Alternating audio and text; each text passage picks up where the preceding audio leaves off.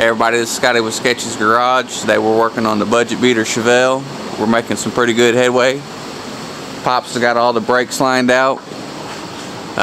Changed all the rubber hoses. That's real important because as soon as they get a couple years old and they ain't in use, they're almost always bad. So we change them just first thing, be done with it. We did run into a couple hiccups along the way. We picked up a torque converter, and then we bolted it all together, not thinking, and we had just a stock flywheel, and the bolt pattern was different, so we had to fix that, make that work.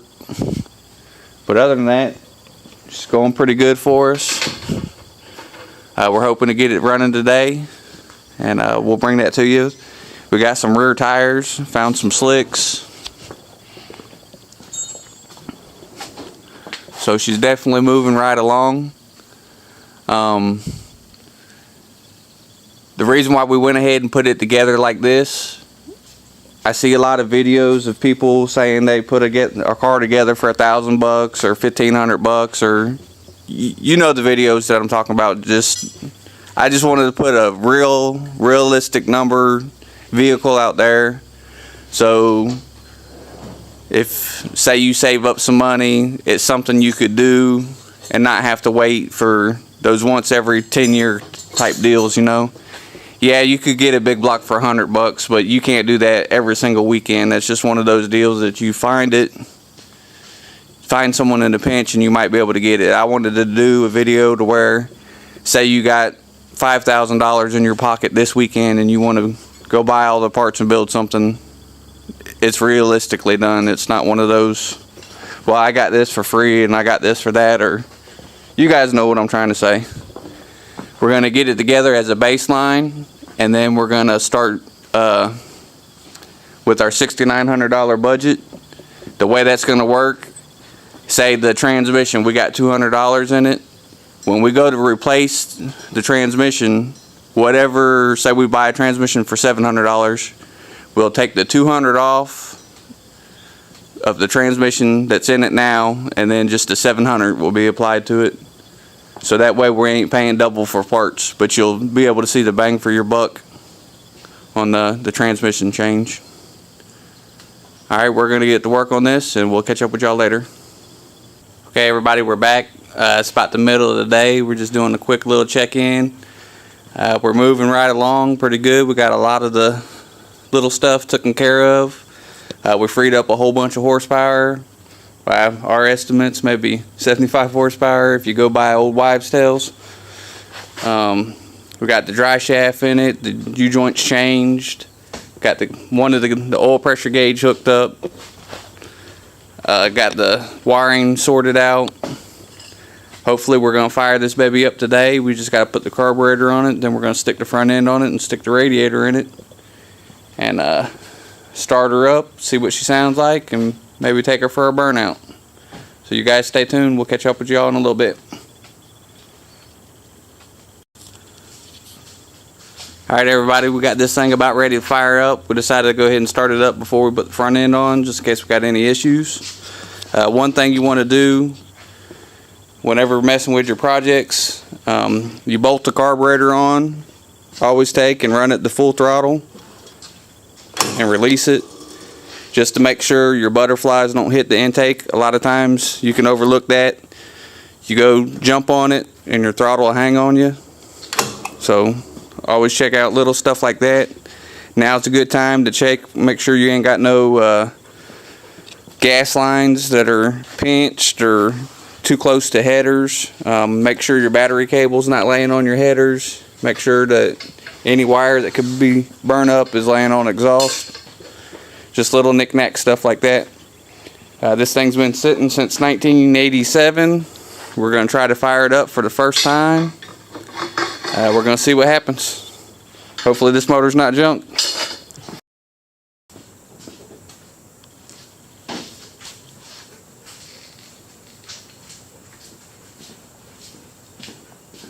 You going to fire right up, Pops? Sure.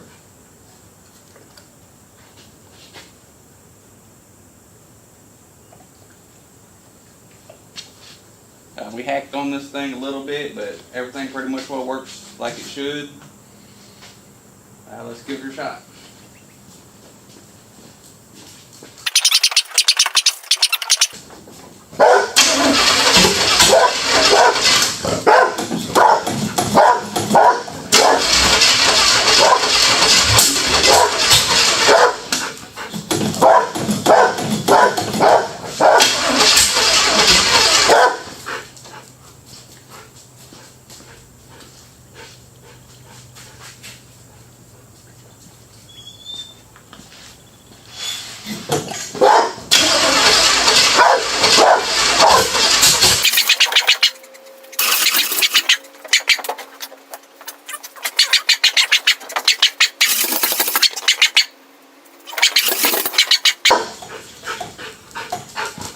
Getting gas now.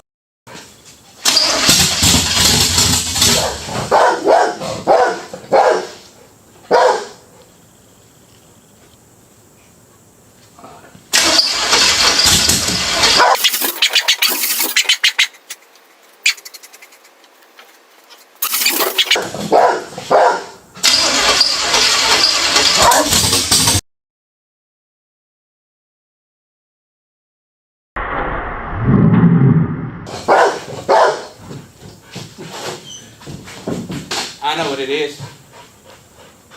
I bet you the mark on the distributor was right, and that's a different cap that was on the motor. I about guarantee it, because the distributor was marked on the one thing, and then the cap was like two teeth up. Could have been. Well, we're start over again. Okay, start over. Sure go this time.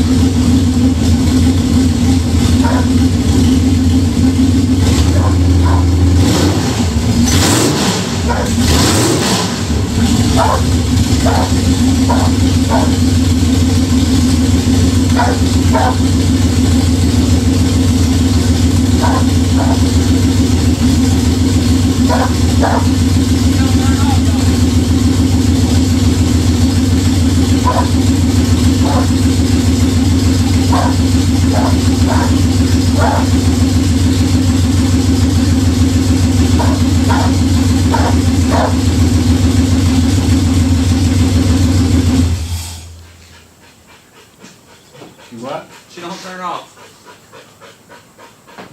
That key stays hot, huh? I guess so. Did you get it all the way off, or? That might be some of it. I know that thing, it kind of funny. That's what it is. That's what it was. The shifter column, or the Lock steering. well, it didn't go all the way to the lock, because the shifter was down in reverse, and then let it close all the way. I'm hoping anyways. Well, let me just try real quick. Okay.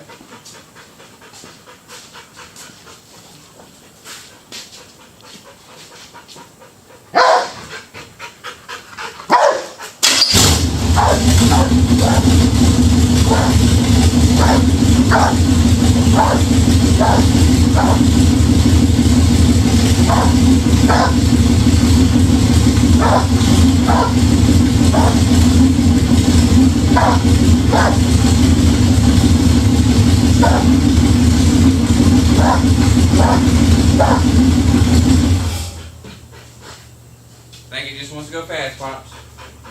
They don't want to shut off. They don't want to do nothing.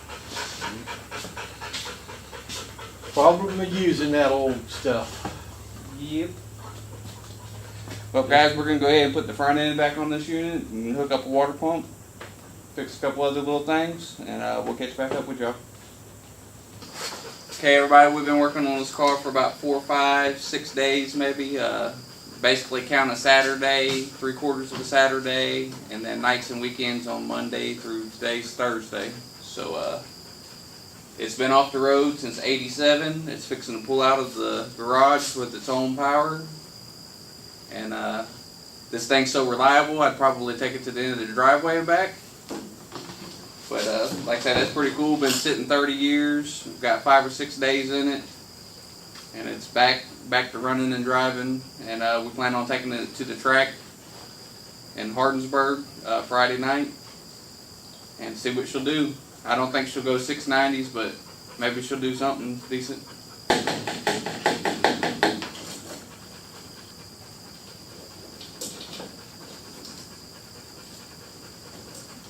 I don't know if our old Derby radiator is going to hold out for us or not. It's got a little bit of a leak. Hopefully some stop leak will take care of it. If not, Good old bars like it'll fix it. worst come to worst, put an A in it.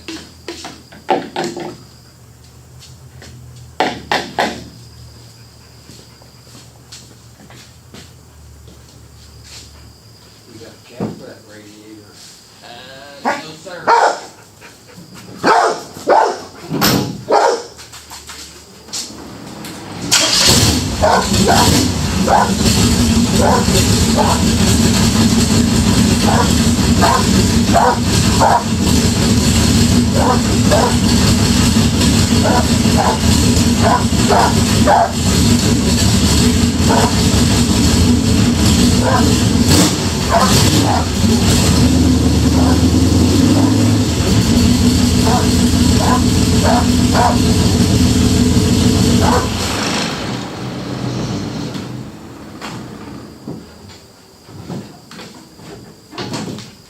Oh no, don't tell me our junkyard tranny's junk. Yeah, our junkyard tranny is no good.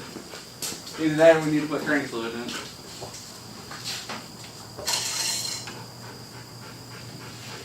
Wanna move? Like that, you drained about a quart out of it. Well, Pop siphoned half the tranny fluid out of it when we put the dipstick tube in it earlier.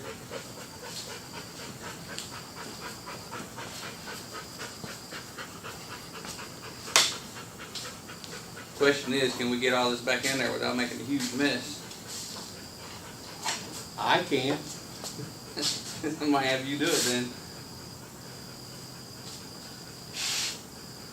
You need practice.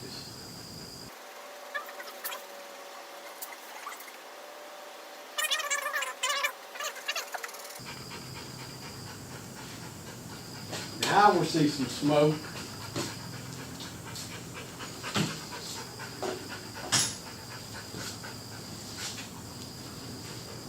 One way or another. We promised you smoke, you're gonna get smoke. We got smoke, fire, everything.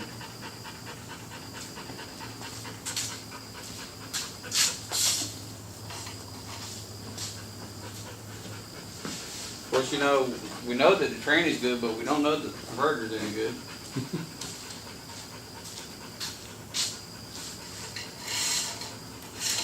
Good-ish, anyways. Who'd you buy that from? Probably Paul.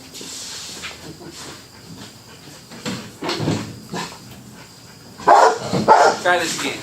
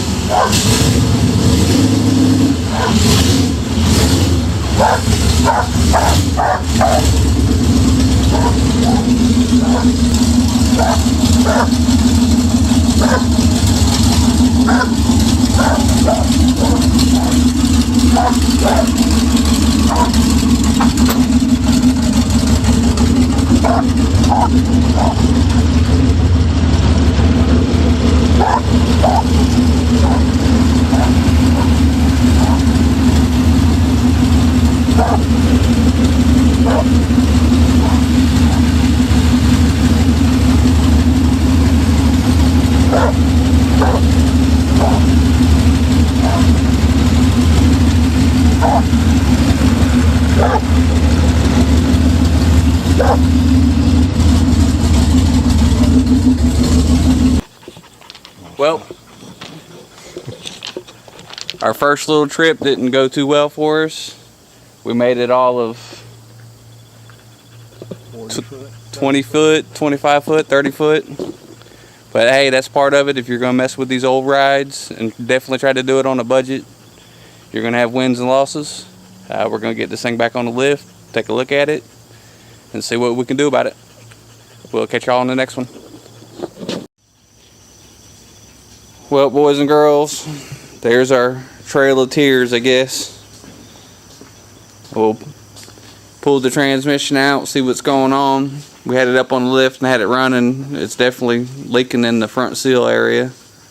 So we'll take a look at that, see what's going on, see if we can fix her up. Everybody have a good evening. See y'all later.